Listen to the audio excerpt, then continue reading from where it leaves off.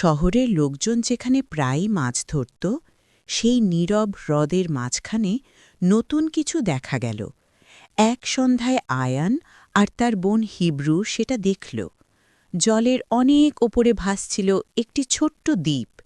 দ্বীপটার ওপর ছিল ঘাস, একটি গাছ আর একটি ছোট্ট জলপ্রপাত যা হ্রদে নেমে আসছিল।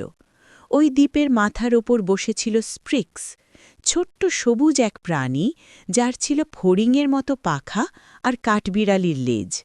আয়ন জিজ্ঞেস করল, ওরা কি ওপরে যেতে পারবে? স্প্রিক্স গোল হয়ে উড়ে উঠতেই হ্রদ থেকে উঠে এলো স্বচ্ছ জলের একটা স্তম্ভ। ওটার ওপর পা রাখো, স্প্রিক্স ডেকে বলল। সেই জলের স্তম্ভ ওদেরকে তুলে নিয়ে গেল দ্বীপের ওপর।